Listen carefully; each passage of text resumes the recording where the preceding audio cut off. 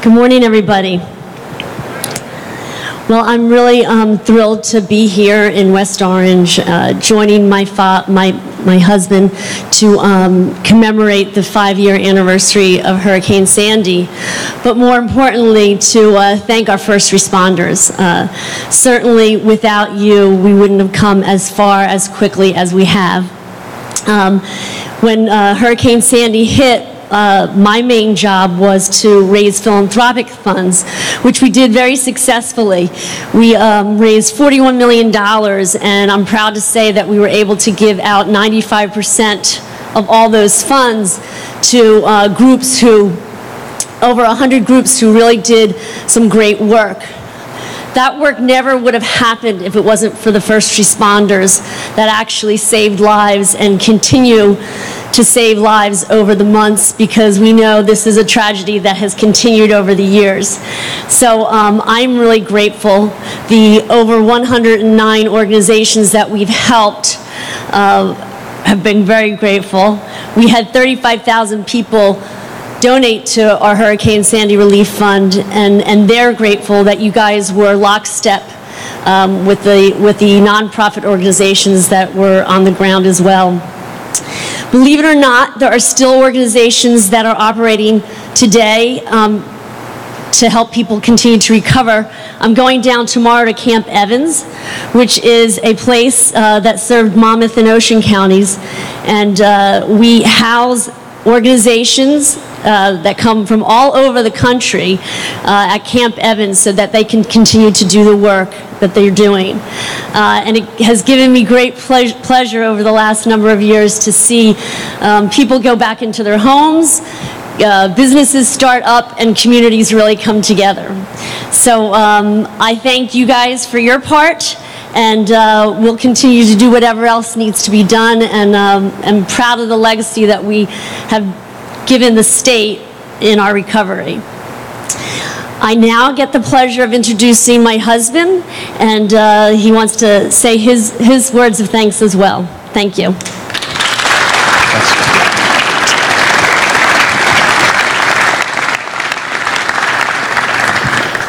Well, good morning, everybody. I want to thank Mary Pat first off for everything that she did during the reaction and recovery to the storm. She very casually said that she raised $41 million. There was nothing casual about it, and she got that kind of dumped on her during one of my terse, rushed phone calls from the Emergency Operations Center in Trenton when John Hess called me, of the Hess Corporation, and said, hey, listen, I'd like to donate money to the relief fund. Where do I send it? And we didn't have a relief fund. So I said, well, we'll get right back to you, John. No problem. I'll get all that information. And I got off the phone with him and called up Mary Pat and said, you're starting a relief fund, but the good news is I have $500,000 from John Hess, so you got a good start. So we'll get some lawyers to you and we'll set everything up. And that was all the instruction that I gave her. And from there, she set up a great organization that, as she said, helped an extraordinary number of New Jerseyans. And so there's very little conversation about that ever, nor has she sought the spotlight or credit for it. But today, 5 years later, there are literally thousands of families across the state who have been helped because of the work that she helped to coordinate and the money that she raised herself along with her board. And so I want to publicly thank her again for having done it, and I appreciate it very much, Mary Pat.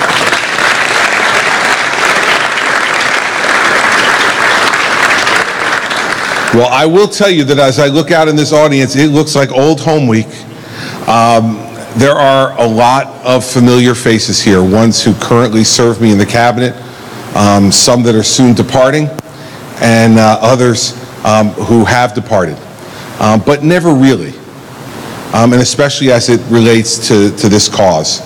It's fitting that we're here today at the Armory, New Jersey, with all of these first responders around us, because not only was this a fuel distribution point for first responders during Sandy, and if you remember, that was a pretty good thing to have during Sandy because there wasn't a lot of gas anywhere in the state of New Jersey.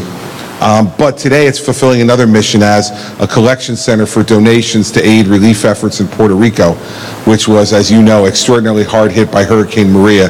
I'm proud to be able to say that no state in the nation has done more, sent more people, more aid and assistance to the people of Puerto Rico than the state of New Jersey.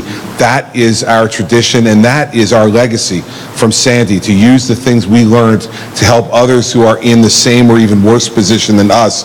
So for the men and women of the New Jersey State Police, the men and women of the New Jersey National Guard, and other first responders who today are in Puerto Rico, and to those who are continuing to make sure that these supplies get to the people who need them, that's the legacy of Sandy for me, and I want to thank all of them for their hard work and for being here.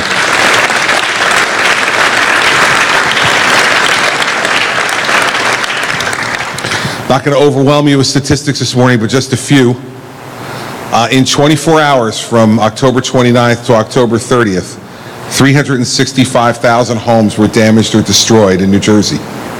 2.8 million households were without power for a long period of time. And another 116,000 New Jerseyans were evacuated and placed either with family members or in shelters across the state. I got great advice on the night of the storm from former Florida Governor Jeb Bush. He called me during the storm. I was at the governor's mansion, and he said, listen, your temptation and the temptation of your cabinet is going to be to keep you in that emergency operations center all day, every day, because you can't imagine all the decisions you're going to have to make. But don't do it. Don't ever spend more than half a day there. The rest of your time every day needs to be spent going to the places that have been damaged. You won't understand it initially, but you will after a few days, that people need to see you. And that the most important thing, he told me, was that your presence shows those people that they haven't and won't be forgotten. Well, Jeb gave me great advice, and I followed it. And that great advice became clear how good it was on my very first visit after Hurricane Sandy, which was to Belmar. And I was greeted by Mayor Doherty on the street right along the beach where the boardwalk used to be. And when I landed the helicopter there was no boardwalk there anymore. The boardwalk was down all of the streets, along with feet of sand. And the first woman who walked up to me, and I still have this picture, older woman in a hoodied sweatshirt, came running over to me and was crying and grabbed me and hugged me, and she said, "Thank God you haven't forgotten us." First thing that I was said by a victim of Sandy. And I thought to myself, you know, this Jeb guy knows what he's talking about. And it was great advice, and that's what we did then for weeks and weeks after that, was to go to different places and repeat places all across New Jersey so they could see us. And what that did, I think, across the state was to reveal a spirit that we all know the people of the state have, and a strength that we know the people of the state have, but maybe that they didn't know they could summon during those moments when they were so challenged and so distraught over their loss. And it's all that work that followed that was inspired by those people. And when you look around at the folks we have here today, from the state police, from the National Guard, from other first responders, we know that they are an enormous resource to us, And I was just at the shore yesterday in Toms River meeting with families that disregarded my advice to leave that night and stayed in their homes. And they told me the stories about how the men and women of the New Jersey State Police came and rescued them the next day. Those people will never forget and will always be forever grateful to the New Jersey State Police for having done that for them. And so I want you to know that those people still today remember you and think fondly of what you've done. And we learned a lot during Sandy. I said yesterday, we made some mistakes in the beginning, and part of the reason for that was we're human. Part of the reason for that was no one had ever gone through anything like this before, except for some folks in Louisiana and Mississippi 7 years earlier. And we learned a lot. And those critical lessons that we learned helped to rebuild the state faster and stronger. But we want to make those lessons something that live going into the future. So today, I want to let you all know we've encapsulated that information into a book, which is here. And it's called New Jersey 5 Years Post-Sandy, Stronger Than the Storm. Don't know where we got that from. But it's not only to maintain a historical record of the damage that was done and to highlight the tremendous progress that we've made in the 5 years since, but it's also to establish a sector-by-sector, agency-by-agency disaster response and recovery playbook for the state going forward, as well as for other states that are faced with a monumental hurricane disaster recovery response, cleanup, and rebuilding effort. This book is a pretty extraordinary bit of work that was put together by the Governor's Office of Recovery and Rebuilding in coordination with all of the cabinet members, past and present, and senior staff, past and present, all who were interviewed to give us their recollections about what they were doing and how they did it and what the challenges were and what they thought they did right and what they thought they could do better. And the cover, we talked a lot about what to put on the cover, but you have those two pictures, and the one on the left is the iconic picture from Seaside Heights of the Jetstar roller coaster in the ocean immediately after Sandy. And to the right is today, with that pier restored and a new roller coaster there in its place. The symbol of the conclusion of certainly the business recovery in this state. And I think you'll go through there, and I can tell you that when I went through it, the pictures in there are extraordinary, and you forget. Even those of us who were in the middle of it forget just how severe this was and how extraordinary the task was before us. But folks did it. And this book chronicles that, and I want to thank all of the folks who contributed to the book, and I think you will all enjoy it, at least in part. It'll bring back some tough memories for some people who were victims, for some first responders that had some tough times out there, but it also, I think, will bring back some really great memories of what we all have accomplished together in the last 5 years. I'm going to talk about just some of the things and then turn it over to some of the folks who were actually first responders at the time to recount their stories for all of you. It's unfortunate that former DOT Commissioner Jim Simpson couldn't make it today because Jim would like to tell you this more than anybody about all the truly amazing things he did. He told me over and over again during his time of service. But one of the truly amazing things that they did in the aftermath was they removed 4,000 truckloads of debris from just our state highways, 4,000 truckloads full of debris, and then filled 3 of the different breaches along the coastline where roadways had been destroyed and become unpassable.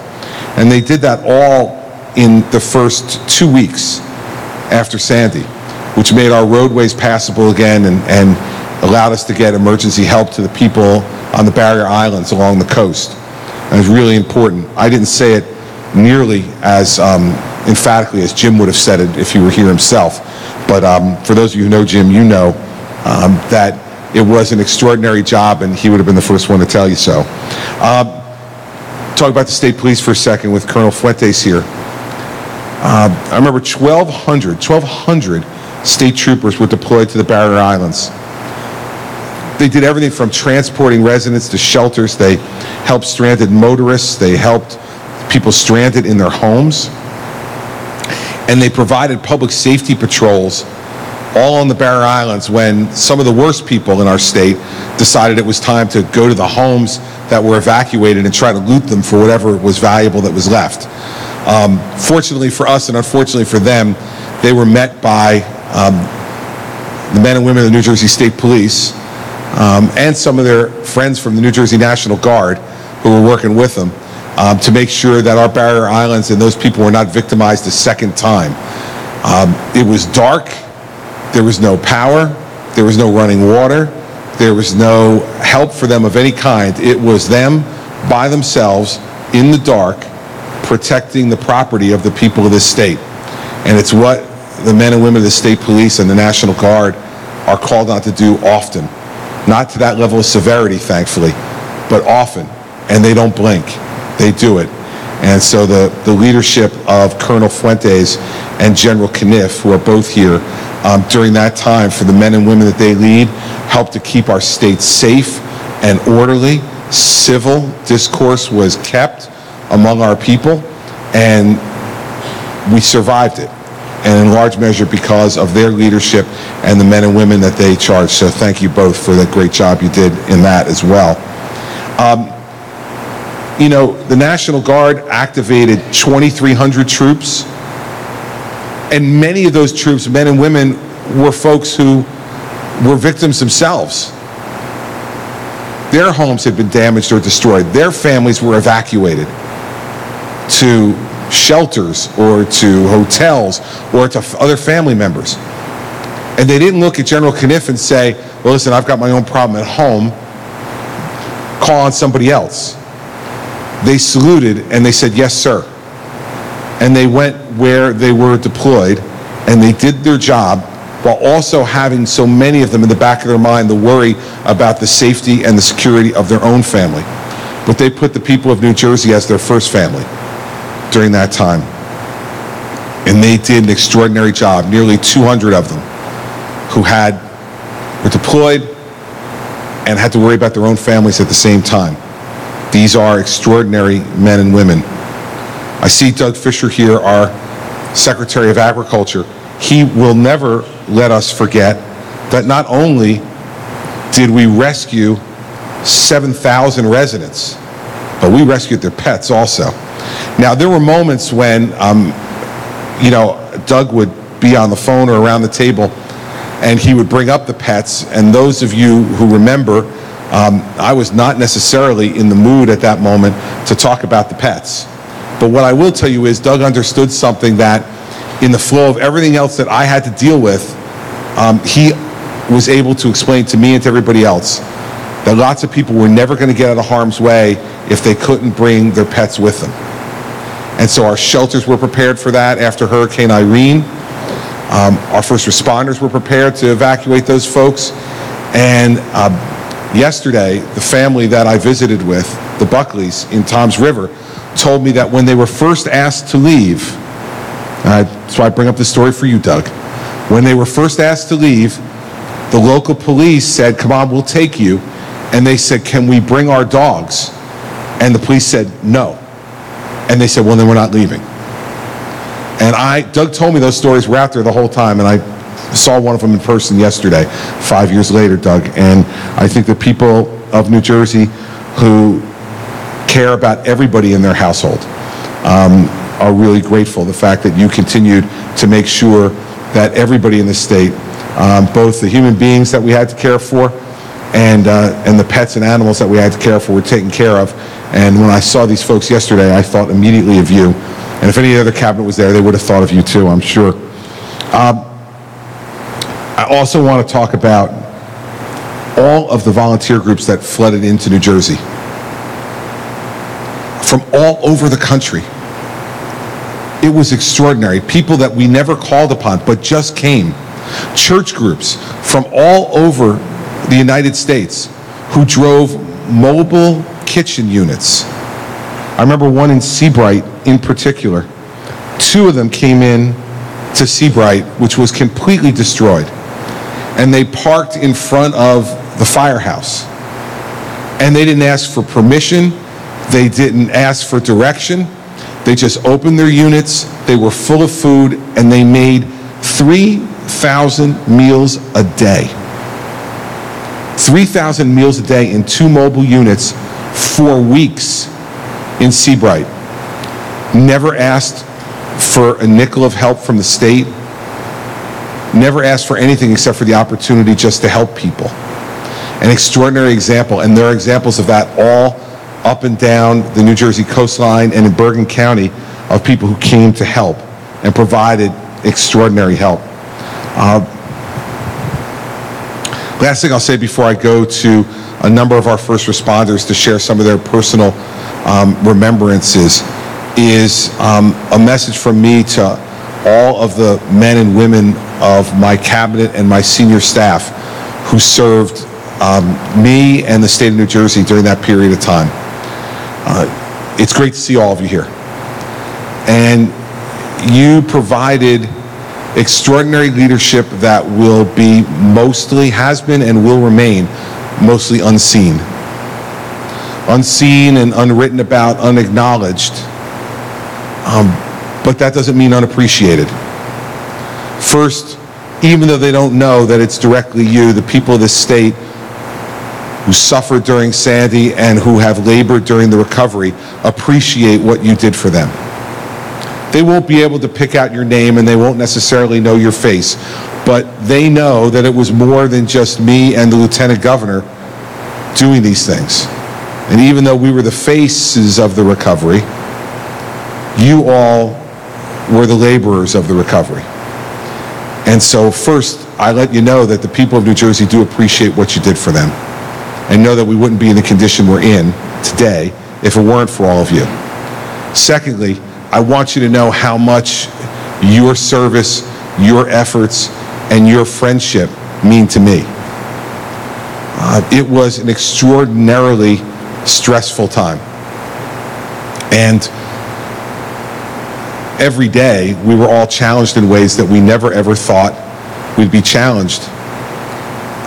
I remember after the second day, it was late in the evening, and I saw Kevin O'Dowd, my chief of staff, and Charlie McKenna, my chief counsel, working on their 80th project of the day, like 2 one-armed paper hangers trying to do all these different things that were needed to be done.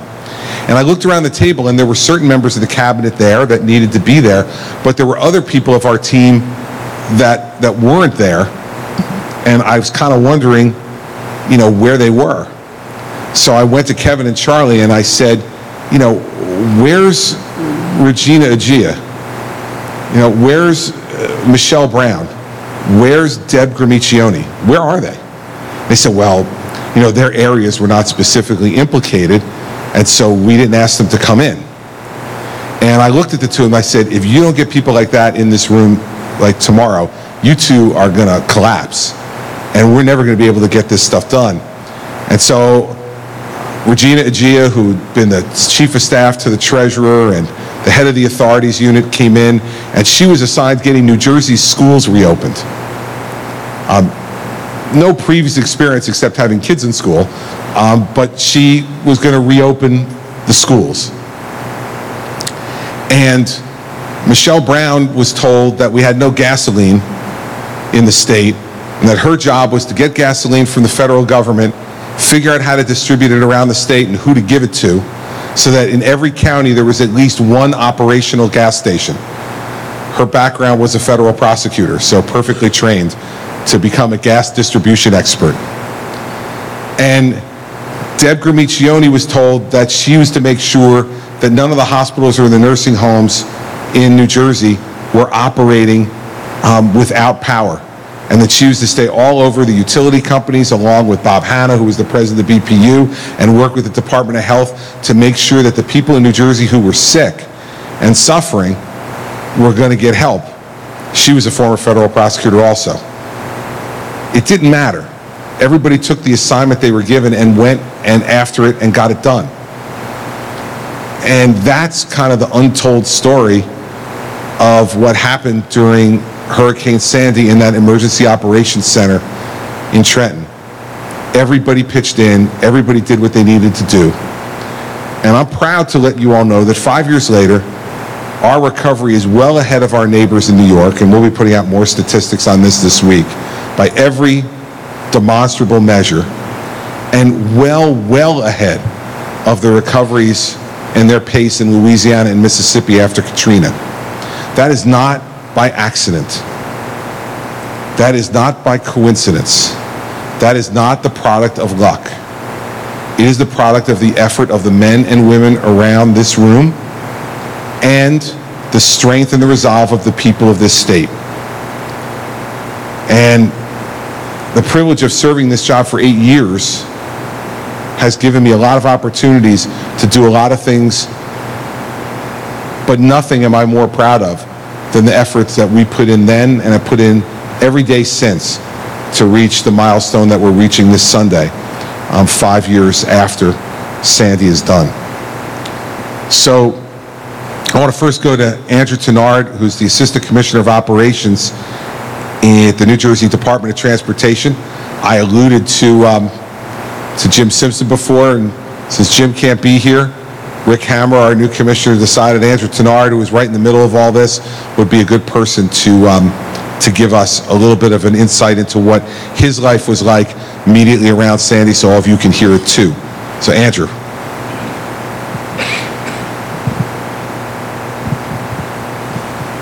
Thank you, Governor. Good morning. So I was at the STMC, the Statewide Traffic Management Center in Woodbridge before the storm with a lot of my counterparts from the DOT. We actually started our recovery before the storm hit. And I think that's one of the important lessons we learned from Irene, is to be ready before the storm even hit. So we mobilized all our crews, all our electrical crews, our mechanics, all our contractors. They were all in place. So as the storm hit, we tried to get some sleep at the STMC, didn't really work. Come daybreak, we glance up at the television and we see the breaches in Mantoloking. And Route 35 was severed in 3 different places. And that began our recovery. So without asking for permission, without doing anything, we started to mobilize all our forces to begin to plug up the dikes, like a bunch of beavers kind of mobilizing to the scene. In those days after the storm hit, we had the entire DOT, all the men and women of the DOT, all our contractor forces. We were handling a lot of different situations in kind of big chunks. The electrical power outages were very problematic. Traffic signals throughout the state were not working, which created all kinds of problems for mobility and people to get around the state. So we had all our electrical crews going around with local officials and police departments trying to jerry-rig generators up onto traffic signals and try to restore some of that mobility. I was out at Seaside Heights with the command post out there, but we actually had road damage from Seabright all the way down to Atlantic City. So we deployed engineers, Anthony Ennis and Kenny Lane, who are here, amongst others, throughout the state to handle a bunch of different areas. And it's really hard to describe, but we labeled ourselves New Jersey's first responders, because until mobility, until transportation is restored, the rest of the restoration, the rest of the recovery can't begin. And throughout the affected shore areas on the barrier islands, it was really scary. It was dark, it was silent, except for some dogs here and there. You can hear gas coming out of the broken homes, and you couldn't move. That was the hard part. So we, as the governor said, we didn't have a playbook. We didn't know what to do here, so we just started loading up trucks with debris and sand. We brought in some sifters to clean sand, because we knew we had to put some of that back on the beach after it was cleaned. And we just did that for weeks, and We restored mobility on Route 35 pretty quickly, plugged up the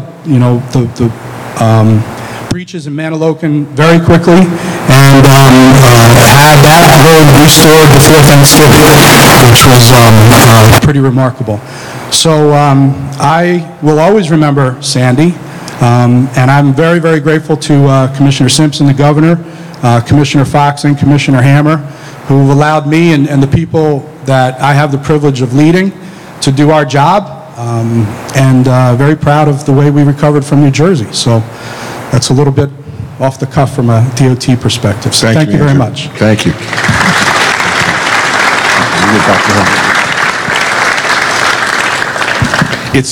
It's unbelievable to recall when we went down that first Friday after Sandy, to have seen Route 35 yourself.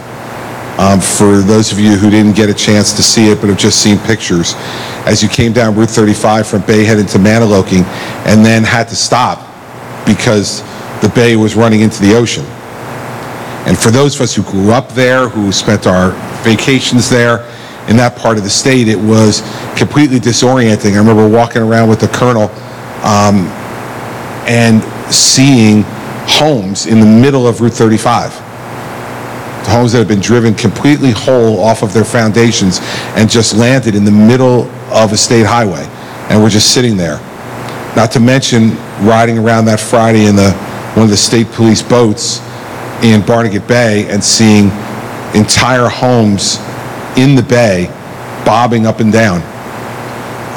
The thing I'll never forget, Rick and I looking at this together in that boat, we went by one house where you could only see the second floor. The first floor was submerged below Barnegat Bay. And we looked in the second floor. It was a bedroom, and there was a closet, and the closet door was open, and all of the clothes were still on their hangers and still hung in the closet neatly. The force had been so tremendous that it had driven the house off its foundation and into the bay, but it happened so quickly the clothes never came off the hangers, and the hangers never came off the rod. It was one of the most surreal things I'll ever see in my life. And the folks at DOT had to deal with all that to make both the waterways passable again for our boats and to make our roadways passable again. So it was an amazing job. And I like to make fun of Simpson, but it was a pretty amazing job. I talked about the New Jersey State Police a lot. We have two folks who are going to talk to you about that. Lieutenant Colonel Jeff Motley and Lieutenant Christopher Damazzi. So why don't you guys come on up? And microphones, I'll give you one. Thank you, sir. Thanks, Governor. Thank you, Governor, Mrs. Christie, Colonel, all the commissioners, and distinguished guests here today. It's really an honor to stand in front of all of you and remember back 5 years ago what we were doing and the positions we held during Hurricane Sandy. I prepared a few formal thoughts about what my responsibilities to the state police and to all the citizens of the state of New Jersey were.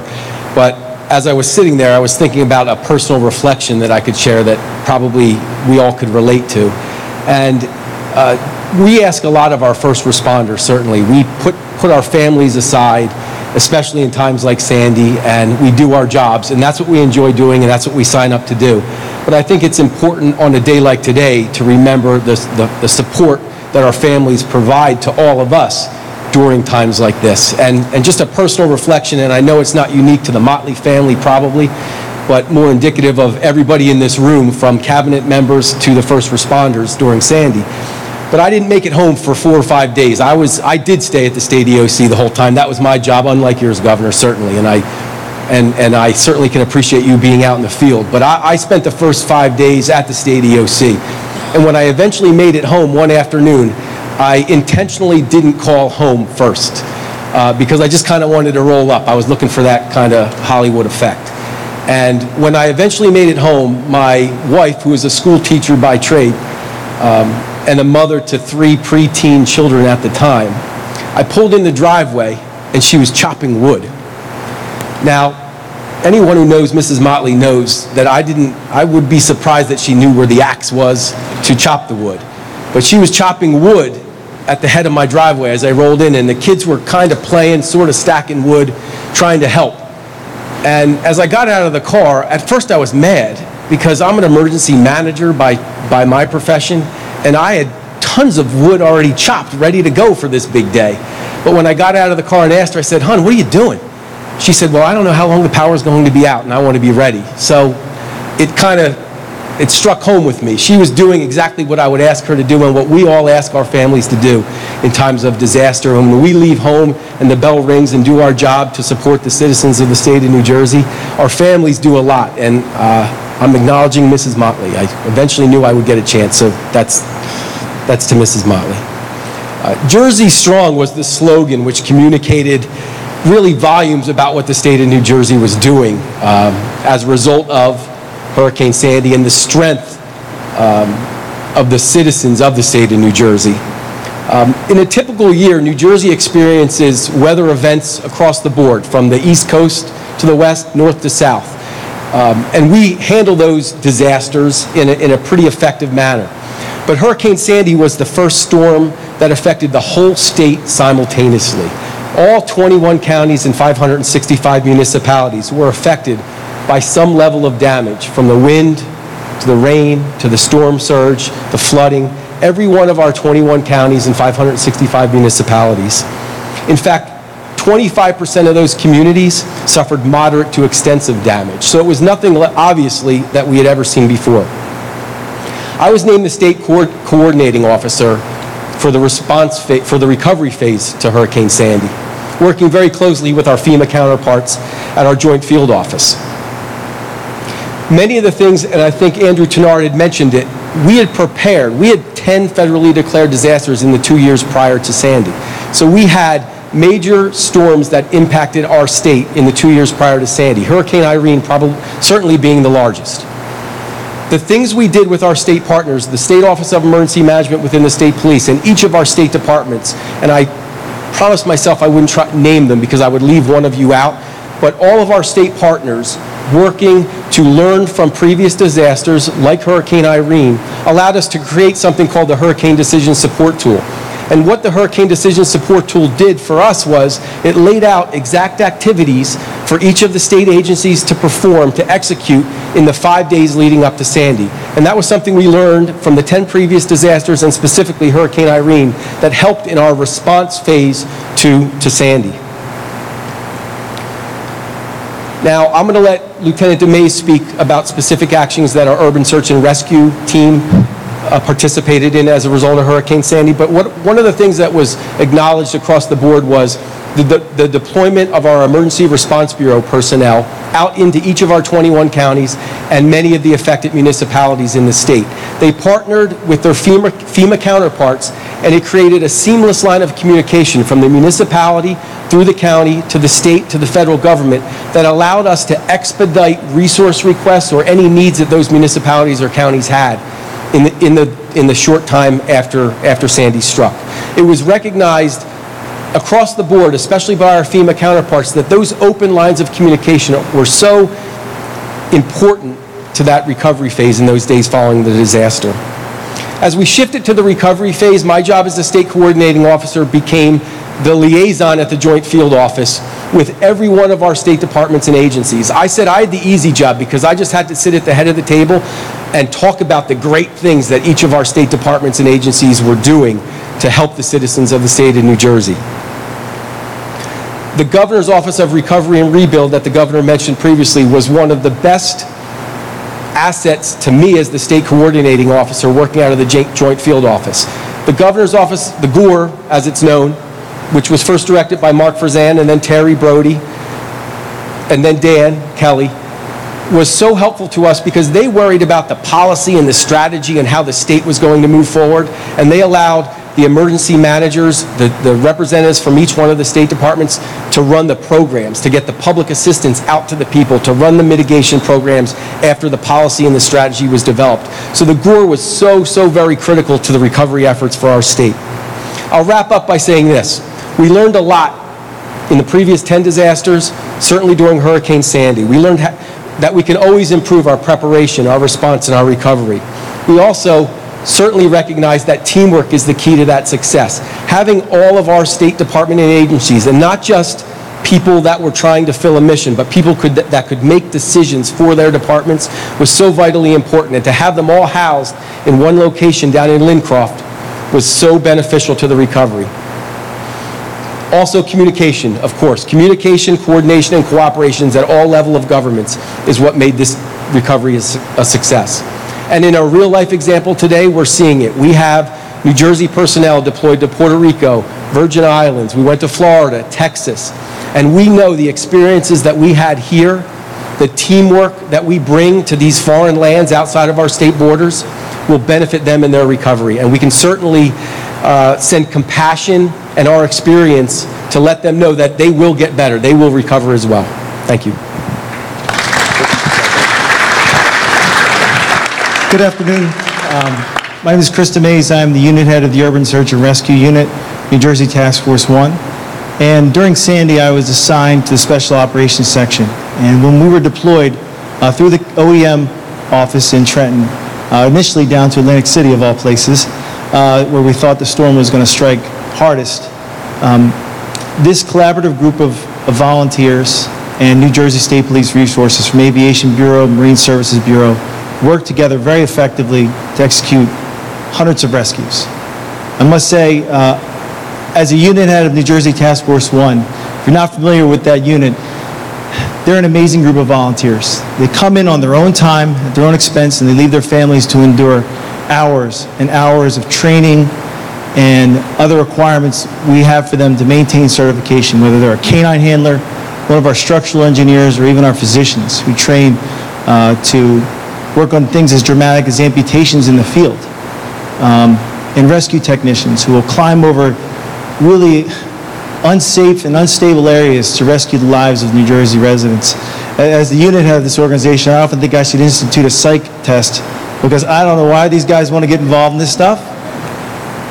Rushing into raging floodwaters or into the toxic environment, an exposure you might encounter at September 11th, as they did up in New York City. These amazing people do it because they care about U.S. citizens. And it is a great honor as a representative of the sponsoring agency, the New Jersey State Police, to assist them in getting where they need to be. As was mentioned, we were deployed down to Hurricane Harvey in Texas, and Irma in Florida, and we have personnel right now in Puerto Rico. And it really does, I think, not only our organization, New Jersey State Police, but New Jersey justice by saying we're here to help. And it means a lot to those people in those affected areas to see that patch on our sleeves and see that New Jersey logo. It says, hey, New Jersey's thinking about you, and we're not going to give up on you, and we expect you to give up.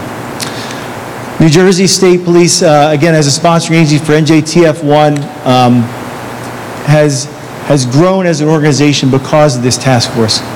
And a lot of that growth is really attributed to one of our founding members, Jim Riley, who I'd like to come up and say a few words of how we got to where we are today as a FEMA Urban Search and Rescue Team, and all of the experiences we've garnered over the years, not only through Tropicana, garage collapses, 9/11, Sandy certainly being one of those important salient moments that's helped us learn and apply those lessons elsewhere.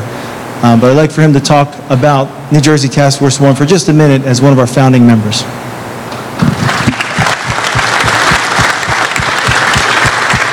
Thank you very much.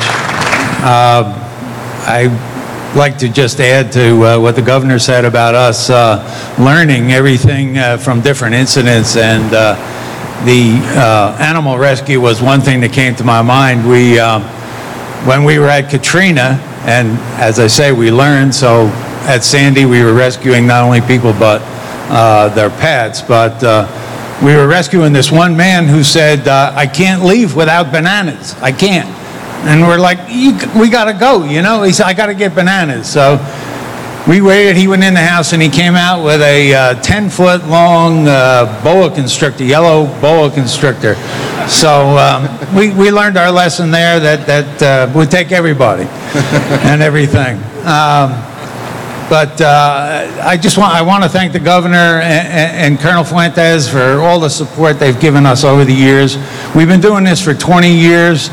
We go back to Hurricane Floyd. Our people, as Lieutenant said, are volunteers. They put in thousands of hours of training. You can't believe how much they do. And they don't ask anything in return.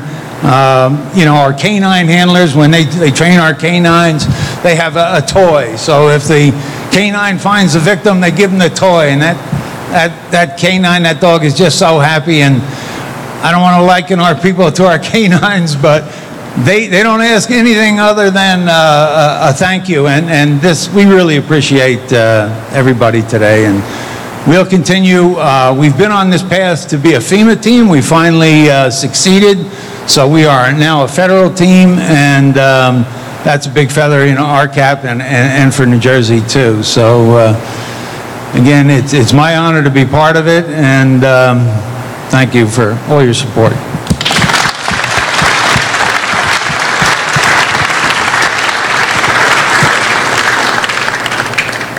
Never heard about the boa constrictor before today. Learn something new every day in this job. I mentioned the New Jersey National Guard a number of times under the leadership of General Kniff, and they're indispensable. And I think, at least for me, when I was running for governor 8 years ago, it was not one of the things that I thought about in terms of the duties of the job. I wasn't thinking a lot about being the commander-in-chief of extraordinarily brave men and women who were not only being deployed to deal with emergencies here at home in New Jersey and around the country, but have been deployed around the world to fight in wars in Iraq and Afghanistan and in other parts of the globe to defend our country. And it's an extraordinary honor to lead these men and women. And the great thing about the National Guard is they are always there when you need them. You know, you're not seeing them every day unless you're coming to an armory like this, or at least you think you're not, because they're in office buildings all over this state. They're members of police forces and fire departments. They're folks who are working at the local accounting office. There are folks who are working in every different discipline in New Jersey. And then, in addition to that, they are truly citizen soldiers who, when we need them, they answer the call. These three folks I'm going to call up are three folks who had some extraordinary experience during Sandy, and who I think have some interesting things to share with all of us. Technical Sergeant Stephanie Jones from the 108th Medical Group, Captain Ryan Hardy, and Major Mike Cruz. Come on up, guys.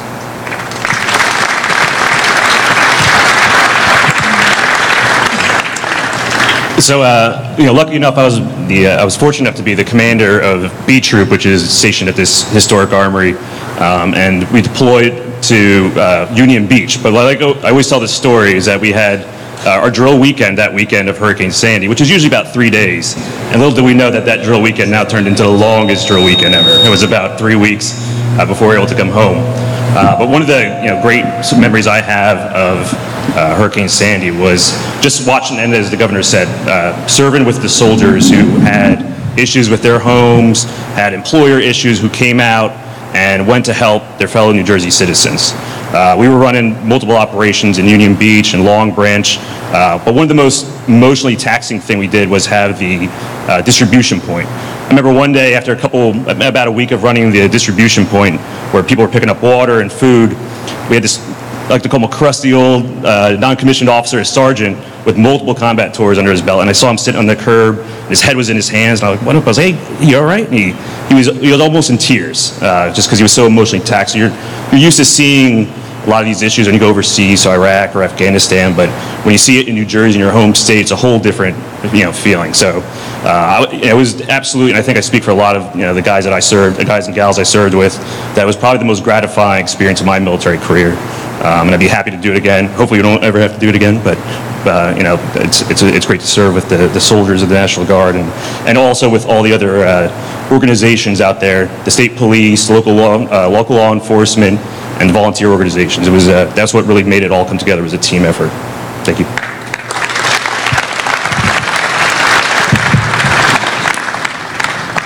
Good morning. I'm Technical Sergeant Stephanie Jones from the 108th Medical Group. And during Hurricane Sandy, I was a brand new airman. I was a senior airman. This was my very first mission. And I was just excited to go out there and do something.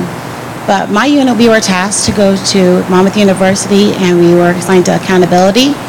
And with my nursing background, I was able to step in and assist with medical emergencies at that time. I was just really excited, but most of all, my experience was was noticing the unification of the Army and the Air Force and the other volunteers, was seeing how everyone came together and worked together to help these people in their time of need. It was very inspirational to see that. I am very honored to wear this uniform and to serve my state and my country, and that was, even though it was a terrible time for a lot of people, I never felt so much honor in helping and serving my country. Thank you. Thanks.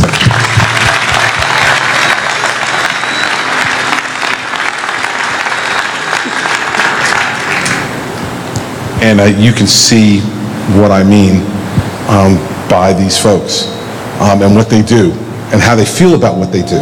And I know that they represent all the other men and women that you see here in uniform today in the way they feel about their service.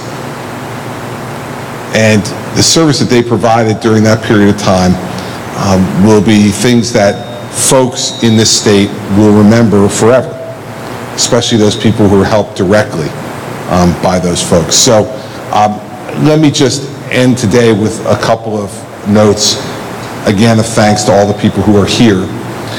But just to remind all of you that the recovery from Hurricane Sandy continues. Now, I'd say we're probably about 85% done now. We've probably got about 1,000 families left to get back in their homes, which is pretty good given we started at 365,000 homes. And we still have some businesses who we hope reopen, but not many. Most of them that are going to reopen have reopened, and most of them did reopen because of the programs that we stood up. But the better part of that story is the preparation for next time, whatever next time brings us.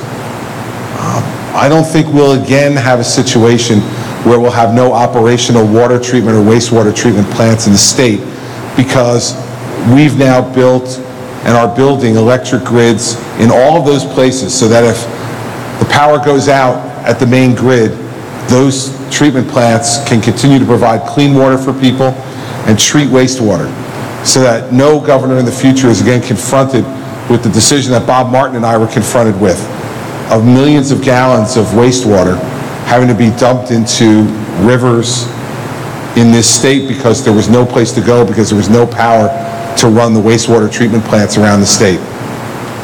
That so many of our trauma centers across the state that didn't have backup power available to them do now because of the BPU and the EDA's Energy Resilience Program.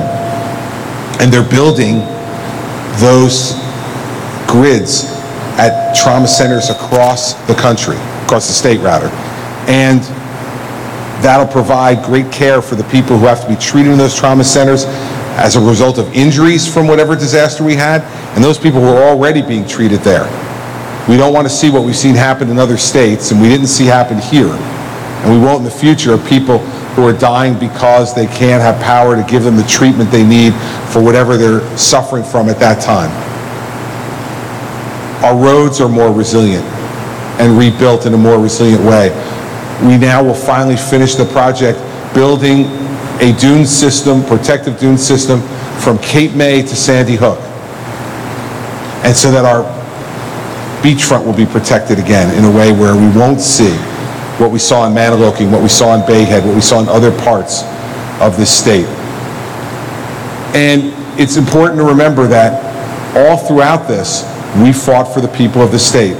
Our Department of Banking and Insurance fighting for the insureds across the state to make sure they got their insurance money from their insurance companies, and fighting with the federal government to make sure that they pay their national flood insurance plans.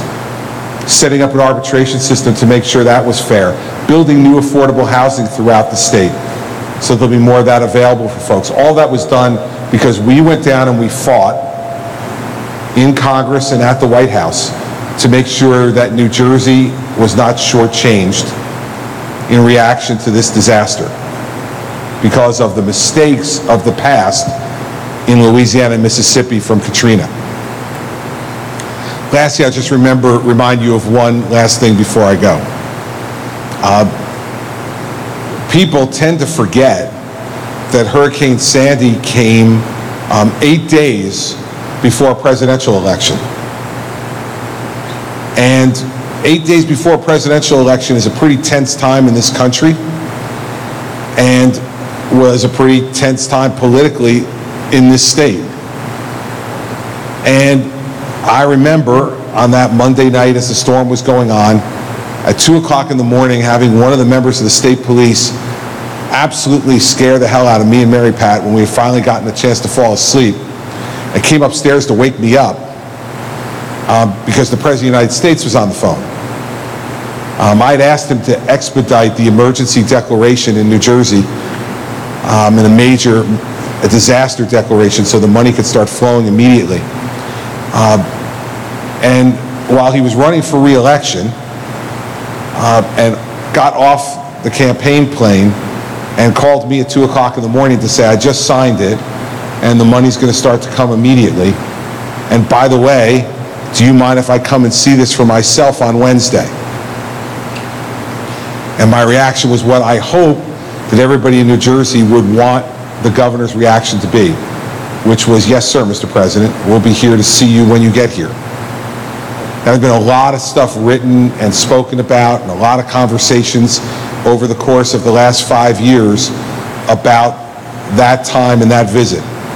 And I hope that what people take from that, if we have one of these in the future, is that when something like that happens, the time for politics is over. At that moment, we don't have a Democrat president or a Republican president. We have a president of the United States.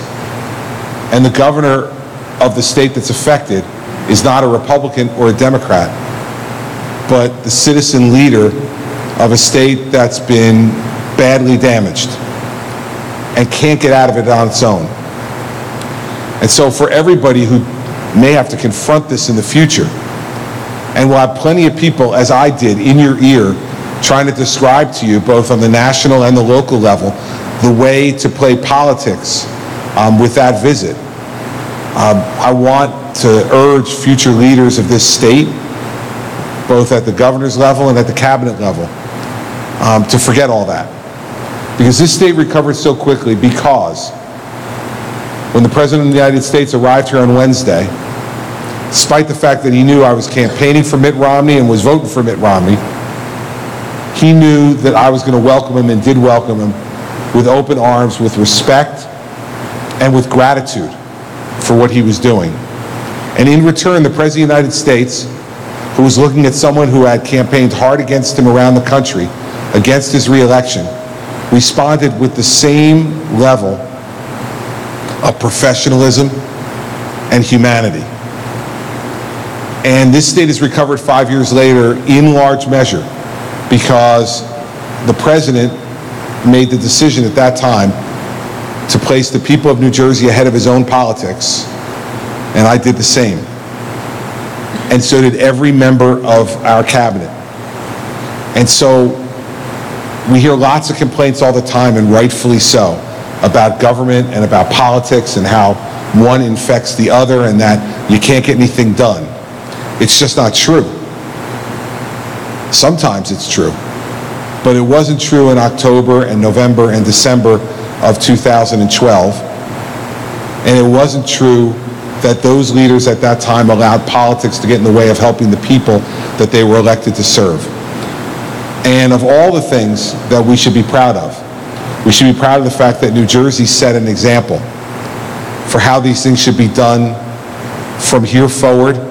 And I think we see that type of co-option playing out now in Puerto Rico with the opposite, a Republican president and a Democratic governor who are working together and saying good things about each other because they know that the safety, welfare, and health of the people of Puerto Rico is much more important than any particular bit of politics.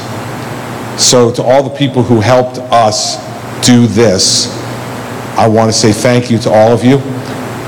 For those of you who are going to take the time to go through that book, I think you'll find it helpful for the future and evocative of some pretty great accomplishments and some pretty sad times of the past. But I can tell you that there will be no greater honor that I will ever have in my life than having had the opportunity to lead this state through that storm and now 5 years later back from it. So I thank you for giving me that chance, and I thank you for being here today.